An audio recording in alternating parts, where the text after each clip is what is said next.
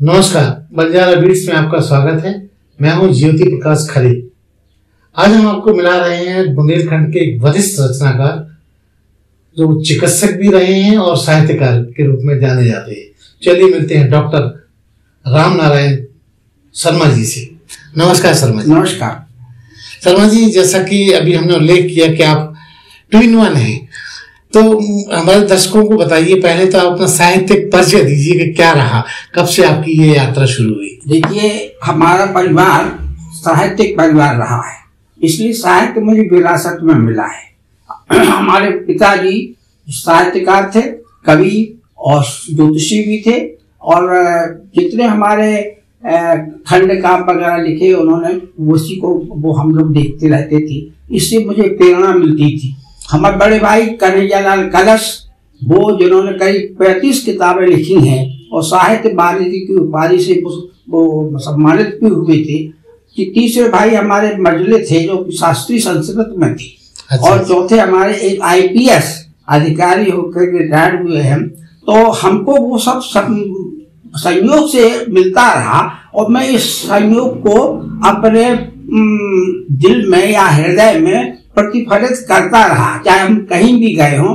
मैं अपने इंटरमीडिएट की स्कूल तक की अध्ययन में सब डिबेट करता था। यहाँ सब जितने भी यहाँ पर बहुत डिबेट में आता था, फर्स्ट क्लास होता था। तब मैं इलाहाबाद यूनिवर्सिटी पढ़ने चला गया। डॉक्टर साहब, शुरू में आपका जन्म वगैरह कहाँ हुआ? मेरा जन्म झांसी जिले के फसने ग्राम में संवत 1933 में हुआ है। और ये परिवार हमारा है, हमारी विदुषी माता जी थी। परिवार में हम लोग सब रखते थे। उससे पहले समृद्ध परिवार हुआ करता था, जिसका प्रभाव हम लोगों को बहुत पड़ता था। और यही कारण है कि हम भी आगे बढ़ते रहे और इनसे अपने घर वालों से और आसपास के लोगों से प्रेरणा लेते रहे। जैसे कि महाकवि राष्ट्र कवि मधुसूदन गुप्त से हम यहाँ आज जब आए पढ़ने, क्योंकि गांव तो प्राइमरी स्कूल तक था, इसके बाद मैं यहाँ आया तो फिर इसमें हमने इधर उधर की गतिविधियों में भाग लिया। और मंगला प्रसाद पारितोषिक जब मधुसूदन गुप्त जी को मिला तो यहाँ उनको सम्मानित किया गया, तो मैं भी गया। मैं यहाँ पर इंटर कॉलेज गवर्नमेंट का है, उसमें हिंदी का अध्यक्ष था, जबकि मैं साइंस साइड में था। अच्छा। और बहुत लोगों को बुलाया, हरिवंश राय बच्चन की मधुशाला मैंने वही बुलाया, उनको बुलाया था। वो एक काम से यहाँ आए हुए थे, तो कई लोग हम उसमें आए, तो हमारी प्रेरणा स्रोत आगे बढ़ते रहे। तो जब भी हम यहाँ से निकले, इलाहाबाद तो खान है साहित्यकारों की।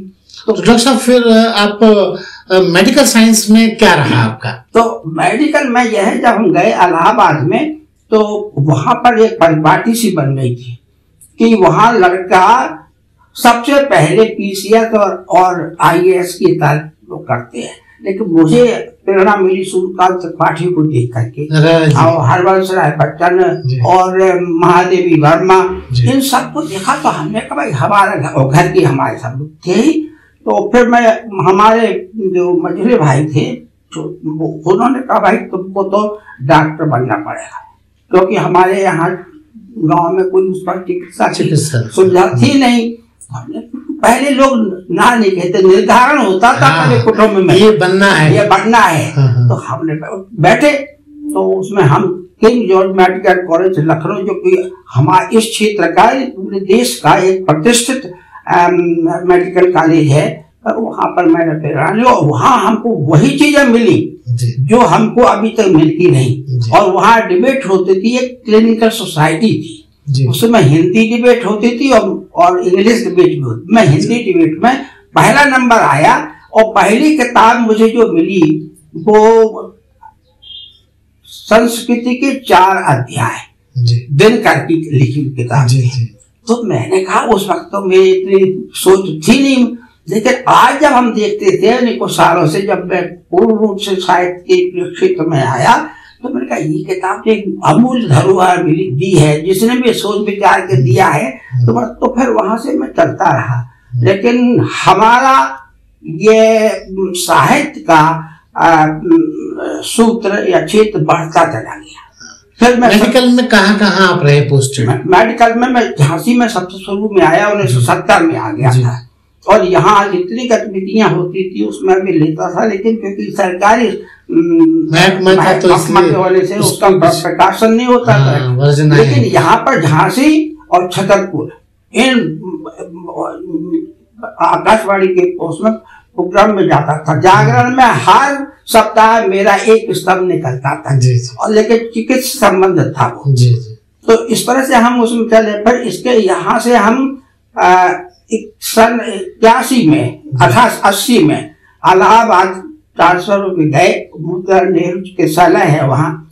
और फिर मैं वहाँ पर लोगों से मुलाकात की, लेकिन हालांकि मुझे कुछ अजीब सा लगा कि जो चीज मैं पहले देखता था, जो जिसमें विद्यार्थी जीवन में मैंने देखा, वो चीजें धीरे धीरे खत्म होती चली गई, लोप होती गई।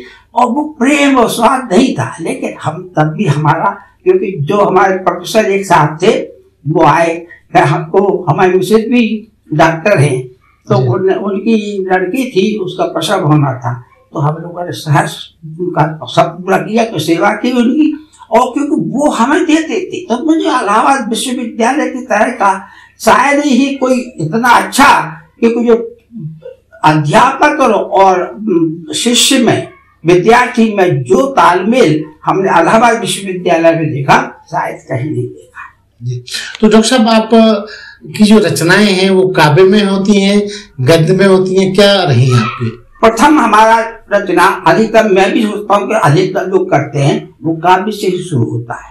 तो हमारा काव्य शुरू हुआ तो हमारे जो बड़े भाई, अभी जो मैंने आपको बताया, उससे हमने संशोधित कर कविता, और 2 अक्टूबर महात्मा गांधी दिवस पर भाई, और हमने सुना दी। तो देखा कि हमें पता नहीं पड़ता कि हमने कुछ मिलेगा। तो पहले छोटे छोटे कप मिला करते थे, तो गिफ्ट में, गिफ्ट में। तो आया तो हमें अच्छा लगा। तो फिर हम वैसे गुनगुनाते रहते थे, गांव में, घर पर भी बुंदेली में बोल लेते थे, तो चर्चा होती रहती। इसके बाद हमारा ये एकदम आया कि क्या करा जाए, तो हम धीरे धीरे लिखते रहते कविताएं। वो अंतर्ध्वनि एक किताब हमारी प्रकाशित हुई। अच्छा, कविता जी। उसमें हमने जितने भी हमारे पास आसपास जो भी हमने लिखा उसके ऊपर, तो हमने पूरा उसके काव्य में ही दिया। लेकिन काव्य के बाद मुझे ये लगा कि कहीं कुछ और मेरे दिल में बाकी, हाँ, जो हृदय में चीजें थी, आलोड़ते रहती थी कि भाई ये चीज नहीं है, ये नहीं है, क्या दिशा दी है, क्या दशा है चिकित्सा विभाग की और इसकी, और हम उसको खुद इन्वॉल्व रहते थे। तो देखा तो हमने कहा, पहला हमारा उपन्यास लिखा वो था जीवन प्रहरी। अच्छा, जो चिकित्सा के विभाग के ऊपर ही लिखा गया है। और दूसरा फिर मैंने लिखा एक कहानी, जो 25 कहानियों का संग्रह है, वो है सच टुकड़ा टुकड़ा। अच्छा, क्योंकि उसमें लिखते चले जाते। फिर हमारे पास एक चीज आई थी जो हम लोग गाँव में देखते थे, चूल्हे अलाव के सामने बैठा आदमी बड़े बूढ़ों से, माता से, अपनी और भुजाइयों से, माने भाभियों से कहानी सुना करते थे। वो मेरे हृदय में हमेशा आलोड़ित रहती थी कि इनका भी संग्रह होना चाहिए। तो मैंने उसको संग्रहित किया और 152 बुंदेली लोक कहाना बुंदेली भाषा में ही मैंने उसको लिखा। और वो बाद में पुस्तक के रूप में आया, पुस्तक के रूप में है, और वो सम्मानित हुई, पुरस्कृत हुई। किस नाम से रखी? वो पुस्तक है बुंदेली कहानियां। तो वो पुरस्कार उत्तर प्रदेश हिंदी संस्थान से, अच्छा। 2004 में वो पुरस्कार था, 6 में मिला था मुझे। तो इस प्रकार हम स्तर चले। फिर हम यहाँ पर जिला चिकित्सालय झांसी में सर्जन थे जी। तो हमारे उस चिकित्सालय का संवत्सर या 100 वर्ष हो रहे थे। तो मैंने कहा ये तो अच्छा काम है, इसको ढूंढा जाए कि इससे कहाँ क्या हुआ। तो मैं यहाँ पर गजटियर्स ढूंढने गया। गजटियर्स में मैंने उसको ढूंढा, लेकिन मुझे क्या मिला कि जो जितने और थे आजादी के दीवाने और जो तो स्वतंत्र संग्रामी अज्ञात थे, उनका गुमनाम जो थे उनको मिला। मैंने सबको संग्रह किया, फिर गया जहाँ जहाँ था, तो बंगवा सागर गया, फिर आगे मऊरानीपुर गया, फिर उसके आगे और है, उनके बारे में और विस्तार से जानने तो उसको लिखा और एक किताब फिर प्रकाशित करी, उसे अज्ञात स्वतंत्रता सेनानी 1857। तो इस तरह से हमारा क्षेत्र चलता रहा। तो इस तरह आपने टोटल कितनी पुस्तकें करीब 26 पुस्तकें प्रकाशित हो चुकी हैं। अच्छा। अब एक आ रही है, वो अच्छा। उसमें प्रेस में है, जिसका है आप शायद जानते होंगे, ईश्वरी महाकवि। जी जी, बहुत लोगों ने ईश्वरी पर लिखा है। जी जी, लेकिन अभी सही आकलन ईश्वरी पर नहीं हुआ है जी। उसे लोग अधिकतर फगवाड़ासी मानते रहे। लेकिन हम ये भी मानते हैं कि फगवाड़ों ने उसको जीवित भी रखा है। अगर फगवाड़े फाग में न गाते तो ईश्वरी भी शायद लुप्त हो जाते। तो हम वो लिख रहे हैं उसके ऊपर कि फाग को उन्होंने एक एक शब्द जब मैंने पढ़ा तो मुझे ये लगा कि ये कवि तो बहुत महान है, इसका आकलन नहीं हुआ है। तो हम उसको उसके ऊपर लिख रहे हैं ईश्वरी काव्य मीमांसा ग्रंथ। अच्छा अच्छा, ये कब तक हम हमारी नई पीढ़ी पढ़ पाएगी? ये अधिकतर टाइपों को तो आ गया है, तो अभी कुछ थोड़ा समय तो लगेगा उसको और संभालने में और देखने में। तो ये आ जाएगी, ये मेरी 27वीं कृति होगी। बहुत बहुत बधाई आपको आने वाली कृति के लिए एडवांस। मैं ये बात जानना चाह रहा था कि मेडिकल साइंस और साहित्य दोनों 36 का आंकड़ा है, ये कैसे आपने बैलेंस किया अपने जीवन में? अब आपने ये बताया ये 36 का नहीं है, दोनों में सृजनात्मक प्रतिबद्धता है। अच्छा, मैं सर्जन हूँ। सर्जरी के काट छाट के माध्यम से मनुष्य के जो रोग हैं या विकृतियां हैं उनको सुधार करता हूँ और सृजन देता हूँ। वही हाल साहित्यकार का है। साहित्य अपनी सृजनात्मक शक्ति से वो समाज की और समाज के इतर भी जाकर के देखता है कहाँ क्या हो रहा है, उसको सुधार करता है और सब चीजों को निकाल करके सामने लाता है कि ये तुम मत करो।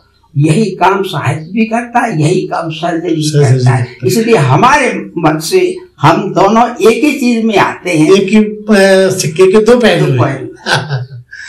शर्मा जी, एक महत्वपूर्ण सवाल ये है कि आपकी बहुत लंबी यात्रा है, हालांकि छोटे से इंटरव्यू में समा पाना बड़ा कठिन है। मैं ये जानना चाहता हूँ कि आपको इन सब के दौरान कठिनाइयों का कहाँ सामना करना पड़ा? देखिए, मैं एक चीज को मानता हूँ, कठिनाई हमारे लिए कोई चीज नहीं है। और सबसे बड़ी बात तो हमें जो परामर्श मिलता रहा अपने घर से भी, बाहर से भी और लोगों से जिसको मैं चाहता था, तो मुझे कोई चीज कठिन नहीं हुई। लेकिन हाँ, जब हमारे मन में कोई प्रतिबद्धता आती थी कि हमें ये इस ओर चलना है, तो फिर मैं उसी ओर चलता था। और चलने के लिए हमें किससे क्या लेना है और किसको क्या देना है, उसको उसी के अनुसार मैं चलता रहता था। और हमें कोई परेशानी, हाँ एक चीज जरूर मैं बताऊं, पहले तो शुरू में ये आए कि हम सरकारी नौकर हैं, लिहाजा आप प्रकाशन नहीं कर सकते, नहीं, तो हमने उसको नहीं किया। लेकिन जब 93 में मैं रिटायर्ड हो गया, अवकाश प्राप्त करके फिर मैं लगा, तो ये किताब ब्रेक के साथ चला।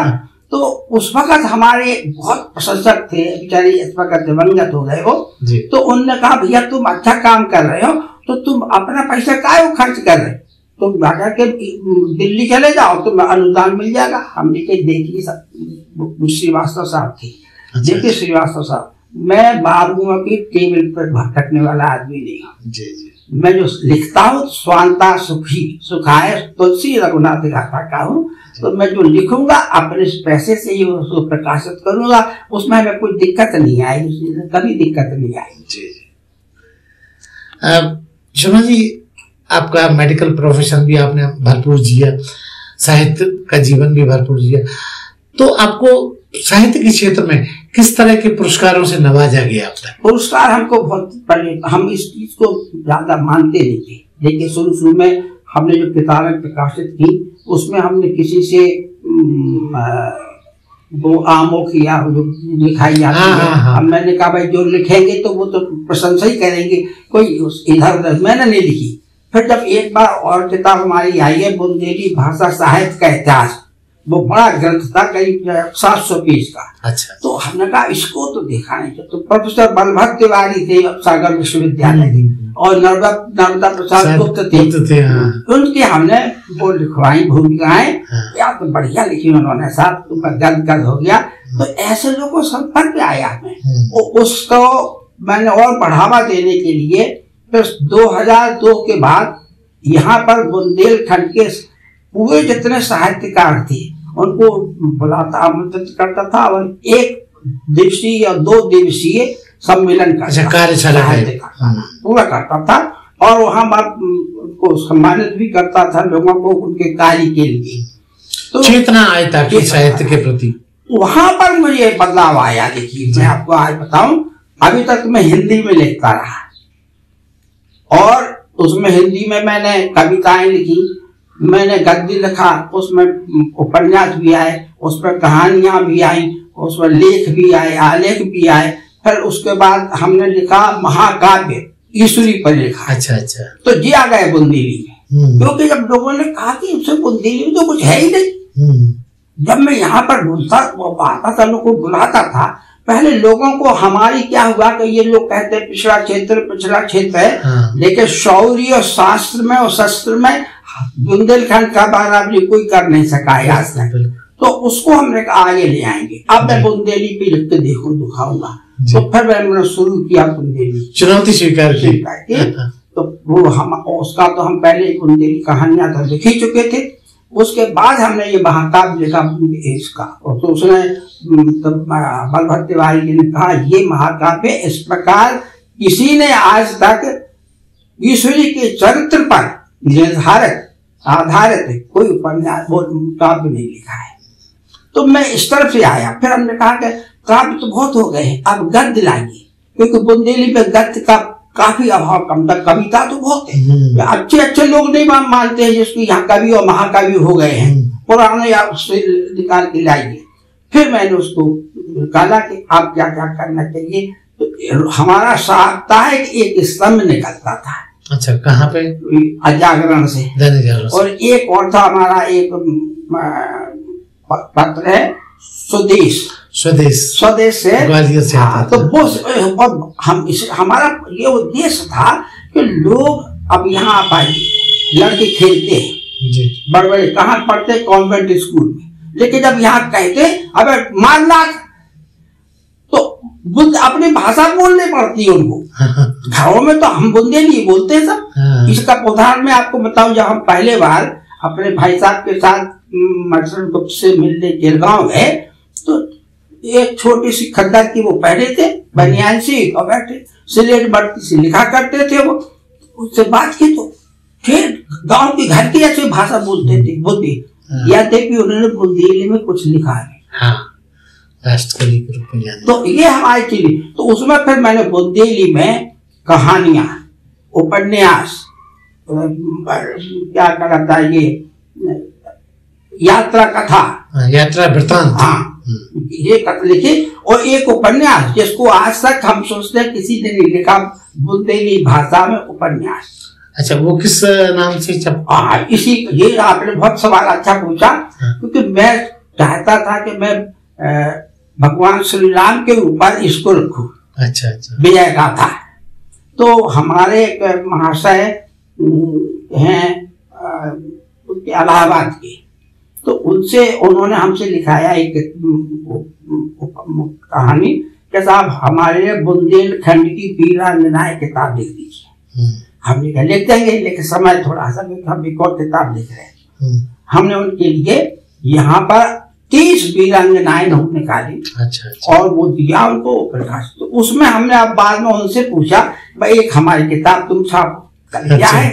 हमने कहा ये है जय राष्ट्र, बदल दिया राम ना करके जय। साहब काय भी लिखी आपने, काय पे यो आधार हम लिखी जाता। श्री राम जब विश्वामित्र के साथ जा रहे थे तो उन्होंने संकल्प कराया था कि तुम हिमालय से लेके समुद्र तक का जितना क्षेत्र है एक सूत्र में बांधना।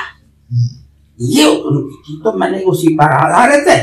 और भाषा क्या है, हमने बुंदेली नीम का और करेला और भैया कोई नहीं लेगा। तो नहीं, हमने ठीक है हम करेंगे। मैंने अपने से छपाया, उसकी बहुत सराहना मिली। अभी तक किसी ने बुंदेली में उपन्यास नहीं लिखा था। तो इस प्रकार हम चलते जाते हैं।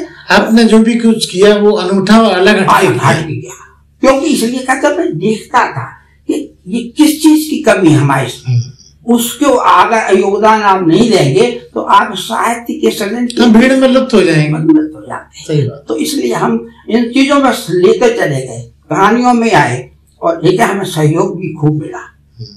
ये तुम्हारे पत्रों में, समाचार पत्रों में प्रकाशन होता था, ये बढ़िया होते। अनायास हमको चीजें मिलती चली गई, हमने इसका प्रयत्न नहीं किया, इसलिए पायदान बढ़ते गए धीरे धीरे। उसके बाद 2008 में मुझे राष्ट्रीय साहित्य एकेडमी का 1 लाख साहित्य पुरस्कार मिला। अच्छा, और गुवाहाटी में मिला। पूरे देश के लोग वहां बुलाए जाते थे। तो मैं देखा था, मैंने तो कभी इनको मांगा ही नहीं। तो कैसे हुआ, तो मालूम पड़ा एक कमेटी बैठती थी, उन्होंने हमारे तो हिंदी भाषी क्षेत्र है, देखा बुंदेली पे था, उसने लिखा है बुंदेली भाषा के ऊपर। तो इस तरह से मिलते फिर कई वो मिलते गए पुरस्कार। ईश्वरी पुरस्कार मिला, बसंत का पुरस्कार मिला यहाँ पर, और निराला पुरस्कार मिला। इसका इतने पढ़े हैं, ये कादम्बरी पुरस्कार, ये सब ये लिखा हुआ है, ये उनका लिखा है। तो पुरस्कारों की ओर हम गए नहीं। काम अच्छा होना चाहिए, काम ही पुरस्कार है, वो आपको खुद देगा। बिल्कुल बिल्कुल। अच्छा शर्मा जी, इसके अलावा, लेखन के अलावा आपके और भी कोई ऐसे हिडन शौक रहे, छुपे हुए, जो लोगों को पता ही नहीं? एक तो मैं आपको बता दूं, मैं प्रकटता बहुत स्पष्ट वादी रहा हूँ। जो कहना फटाफट कह दे। हाँ, जो कहना है वो दिल में न के बाद में। तो हमारे दोस्त वही बनते हैं जो स्पष्ट वादिता को सुनने लायक भी होते हैं। जी। तो हमारे पास ऐसी चीज नहीं थी, लेकिन हाँ एक काम, जैसे मैं यहाँ पर इंडियन मेडिकल एसोसिएशन का जनरल सेक्रेटरी रहा। अच्छा। तो उस वक्त प्रभुनाथ सिंह वो थे हेल्थ मिनिस्टर, उन्हें बुलाया गया था। तो मैंने इलाहाबाद इसके बुंदेलखंड विश्वविद्यालय के हॉल में एक प्रदर्शनी लगवाई थी। अच्छा। वो जो कि इस पूरे क्षेत्र के क्या क्या यहाँ पर चीजें हैं, क्या क्या अचीवमेंट। हाँ अचीवमेंट, उसमें जैसे वो है बनते ना, कलश बनते हैं, गगरी में वो, और सब चीजों को हम गए। पहले मुलाकात मैंने किया ध्यानचंद जी से कि भाई आप अपने पुरस्कार दे दो, उसमें हम रख लेंगे। कहे भैया ऐसा है कि कुछ लोग तो ऐसे आते हैं कि पुरस्कार लेके चले गए, आप हमारे ऊपर विश्वास रखो। बड़े बड़े उनके पुरस्कार थे तांबे के, और लेकिन मैंने रखे। तो ये इसी प्रकार की कई गतिविधियां में, और हमने ऐसे लोगों को पुरस्कृत किया जो हमसे ऊपर रहे, वृद्ध थे, लेकिन उनका काम, उनका मेहनत, उनकी जो प्रेरणा से दूसरे लोगों को काम मिला, उनको मैंने सम्मानित किया। तो अब मोतीलाल त्रिपाठी अशांति के थे ना, उन्होंने इतिहास किताब लिखी है, कोई उनको पूछता नहीं था। और जब हमने बताया नहीं, हम एक काम करते हैं, किताब लिखते हैं तो बताते नहीं है कि क्या लिख रहे हैं, और प्रकाशन हो जाए तो प्रकाशन के बाद बताते हैं, तो सीधा धमाका करते हैं। तो कैसे हमने उनको बुला के जब बैठाना, तो अरे भैया आपने ये ठीक करो, अरे आप ठीक, आपने कहा नहीं करो। इतनी मेहनत की उन लोगों, उस बेचारे ने 100 किताबें अपने सिर पे रखी, आते थे भैया ले लो 100 रुपया ले। तो खरीदा, इस समस्या क्या है, ये आप लिख तो सकते हैं, आपको प्रकाशन कौन मिलता है, प्रकाशन के बाद बिक्री कौन करेगा। तो आपने अपने तरफ से पैसा लगा दिया, और पैसा वो निकल आएगा कैसे? पैसा नहीं निकलता, नहीं आता। यहाँ तक आपको एक चीज बताऊं कि लोग ले जाते हैं या जिसको भेंट स्वरूप किताब देते हैं, वो जाके फेंक देते हैं, वो उसमें पढ़ते नहीं है। पढ़ते कहाँ है, वो मिलती लगती कि तुम उसमें। बड़ा दुर्भाग्य है साहित्यकारों। मैं तो अपने बताऊं, एक बार हम रात को बैठे हुए थे, सोने की 9 बजे फोन आएगा, कहे साहब हमको तो एक किताब बोल रहे हैं, हमने हाँ बोल रहा हूँ, कल हमको आपकी किताब दिए बुंदेली कहानियों की। हमने कहा भैया हमारे पास तो अब एक ही कहानी बच्चे एक ही प्रति है। कल एक तो हमें मिल गई, हमें ये तो मैं काम नहीं, कल वो रद्दी वाले किया, क्या बताऊंगा, बड़ा दुख होता है। हालांकि वो सभी नहीं है ऐसे। हाँ, लेकिन लोगों के पास पढ़ने के लिए समय नहीं रहा। पुरस्कृत किया मुझे, मैं सोचता हूँ कि ये बुंदेली कहानियों का जो पुरस्कार मुझे मिला, मैं पुरस्कार कहलाता था, वो बहुत देर लोगों को मिलता है। जी। तो हमें उससे कोई नहीं, कुछ लोग होते जो लेते तो गए, अपात्र हैं वो, इसलिए कहा किताब दो तो सुपात्र को दो। हाँ, जो सचमुच पढ़े और पढ़ के किसी और को पढ़ाए। बिल्कुल ठीक है। ऐसे यहाँ पर कई लोग हैं, हमने उन लोगों को बताया। तो किताबें जैसे आप तो आप वो कह रहे थे इनका जैन, हाँ, नगरा वाले हाँ। वो नगरा के आसपास बहुत से लोग हम उनको बताते हैं, कविताएं बुंदेली की कहानियां लिखवाते हैं, ये है। तो के.एम. श्रीवास्तव वगैरह है। हाँ, तो के.एम. श्रीवास्तव, हाँ, तो उसको ये लोग क्या करते हैं, ये इकट्ठे होकर के 7-8 कवियों को लेकर के, अभी किताब यही रखी थी आज तो काव्य कलश नाम से वो निकालते हैं। तो ये गतिविधियां तो कर देते हैं, लेकिन मिलता कोई नहीं, कुछ नहीं मिलता। हाँ, उनको परम संतोष प्राप्त होता है। खुद के सुख के लिए भी करना बहुत बड़ी बात। एक और की बात को बता दूं जी, लोगों ने साहित्य को मंडी बाजार बना दिया है जी, इसलिए उसकी गिरावट आती जाती है।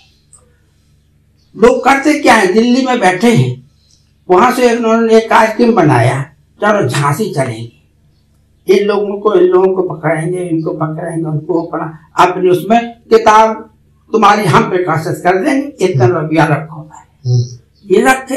तो ये आपका हम ये मानते हैं कि गुजरात से, मऊरानीपुर से जो तरकारी भाजी सब्जी आती है यहाँ, उसको हम लपेट के दे गए अपने यहाँ, उसे नहीं मिलता कोई फिर।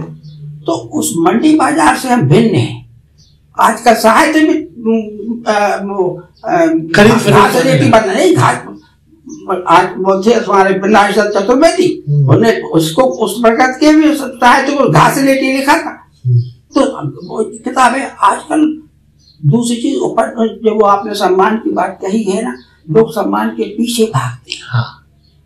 हमें सम्मान तो उससे घटिया होता, लोग आपको नहीं समझते, वो तो समझते ये भी उसी कैटेगरी में होंगे, लेकिन इसको हम पसंद नहीं करते और हम ना ऐसी बात करते। किसी एक साहब की बात आई जी, उन हमें आप कैसे आए, भाड़े की थी, चले भैया हम एक किताब लिखाए, ये कौन है चीफ मिनिस्टर इस वक्त मध्य प्रदेश, शिवनारायण सिंह, उसके पहले दिग्विजय सिंह, नहीं ये क्या नाम था, शिवनारायण सिंह, ना नहीं मामा कहते हैं। हाँ, वही तो चौहान को चौहान शिवराज सिंह चौहान 40 साल लिख रहे थे। अच्छा, क्या चाटू पहनता होगी। तो हमारे पास आए, एक साहब और थे, भैया आपके MP हैं, मंत्री भी हैं, इनसे मिलवा दो। हमने कहा क्या बात है, एक तो हम मिलते नहीं, हम इनको ना बुलाते हैं, हम अपने कार्यक्रमों में कमिश्नर DM इनको कभी नहीं बुलाते। क्यों, ये आए और थोड़ी देर के बाद उन्होंने घड़ी देखना शुरू करा, हमें तो जाने है, तो हमारा कार्यक्रम बिगाड़ रहे हैं, हमें आपसे कोई फायदा तो हम नाम चाहते हैं इसको लेना। तो इस प्रकार करने का हमको बाहर जाना है, तो कुछ साहित्यकारों को सरकार भेजती है, इसके लिए तो खुद जाओ। हम नहीं कहता, अगर हम चाहते ये तुम्हारे लिए करते तो हमें नहीं चले गए होते पहले। शर्मा जी, बंजारा बीट एक सोशल प्लेटफॉर्म है, इंफॉर्मेशन एकेडमिक चैनल है, आप अपने माध्यम से हमारे चैनल को कुछ छोटा सा संदेश दीजिए। देखिए, आजकल यही चीज अच्छी है कि लोग आप आते हैं और निष्प्रय होकर के कार्य कर रहे हैं, तो हम बंजारा के सभी कलाकारों को ये सारी टीम बताते हैं कि आप अच्छा काम कर रहे हैं, इससे आप उस योगदान से लोगों को और प्रेरणा मिलेगी और उस कार्य से ये ऊपर भी आएंगे, लोगों को दिखाई देंगे कि हाँ ये भी कोई कवि हैं, ये साहित्यकार हैं। तो ये काम आपका बहुत ही सराहनीय है और इस प्रकार के लोग कम हैं आजकल, लेकिन बंजारा जी ने एक अच्छा शुरुआत की है। तो हम सोचते हैं झांसी के लिए या झांसी परिक्षेत्र के लिए ये बहुत अच्छा है, इसका लाभ लोगों को मिलेगा और जो अभी तक लोग अज्ञात से पड़े हुए थे में, उनको भी बाहर आने का मौका मिलेगा। तो ये थे डॉक्टर रामनारायण शर्मा। इनकी साहित्यिक यात्रा तो बहुत लंबी है, छोटे से इंटरव्यू में वो समा ही नहीं सकती, फिर भी बंजारा बीट से बात करने के लिए शर्मा जी बहुत बहुत धन्यवाद।